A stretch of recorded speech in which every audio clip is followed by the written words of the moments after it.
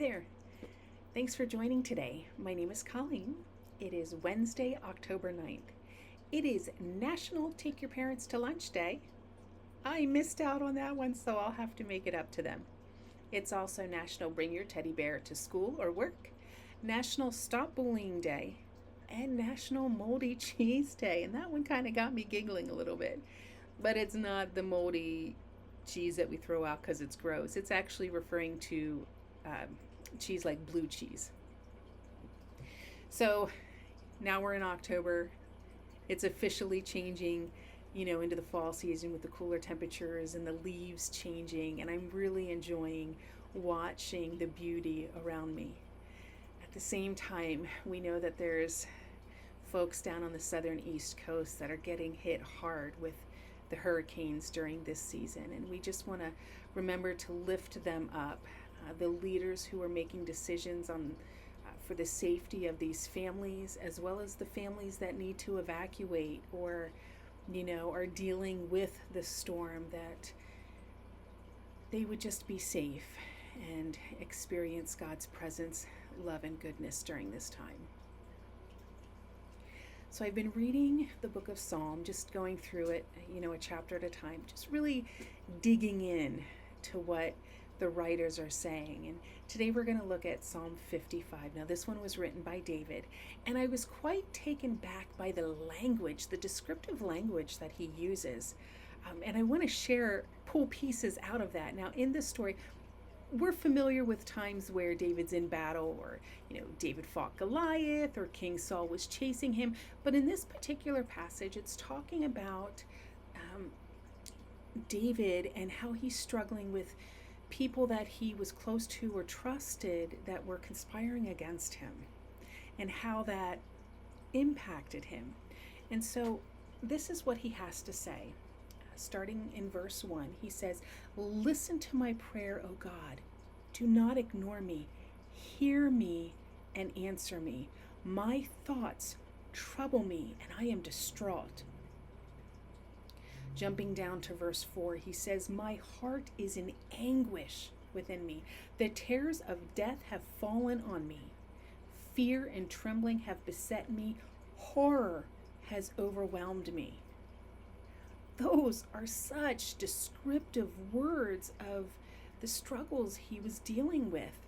Distraught, anguish, terrors, fear and trembling, horror. I know in my life at different times I have felt all of those feelings, maybe not all at once, but they can feel incredibly overwhelming, lonely, and hopeless. And that's a hard thing to swallow.